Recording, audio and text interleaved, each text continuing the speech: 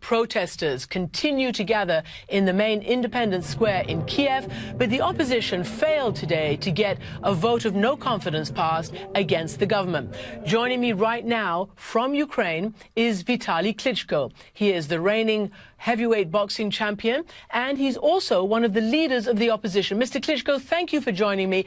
What is your next move since the opposition failed to win that vote of no confidence in Parliament today?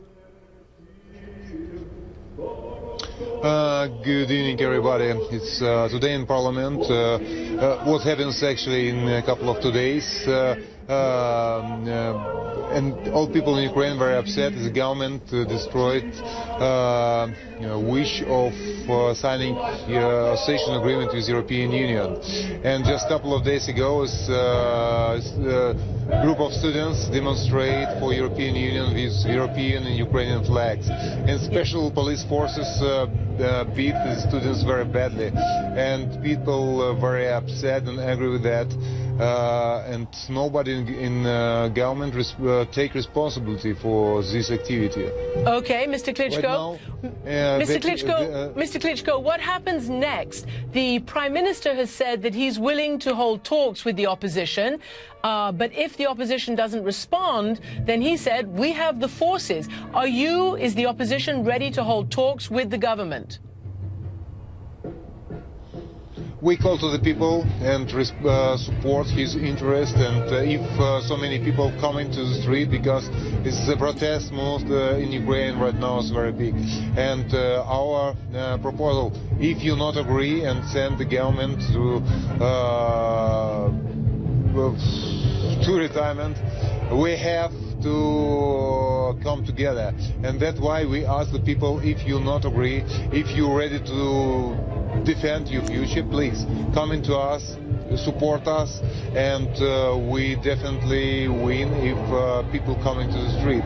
Last weekend, more than couple of 100,000 people was in the street just in the capital of Ukraine.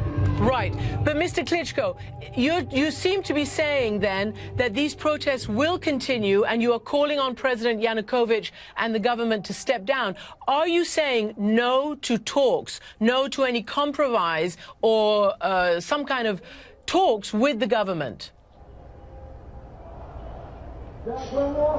We're ready to talk, but everyone, somebody have to be responsible for this activity, and it's not enough to tell just sorry, it happens. We Ukrainians don't want to live in police country. If nobody take responsibility right now, it's mean it's dictator. The next time happens exactly the same, and again a prime minister or minister of police say sorry, it happens. How many times we have to listen to that? And that's why we talk. Somebody have to take responsibility.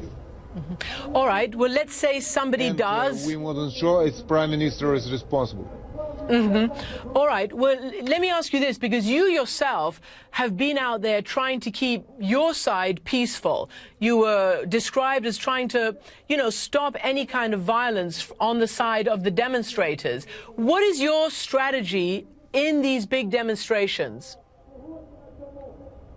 The strategy to show for government our will, and if a couple of 100,000 people coming, and government can't say no, we doesn't listen to you, and that's why it's our main point. We have to come into the street and say no for this government, for president who supports this government, and that's why it's reloading whole system. It's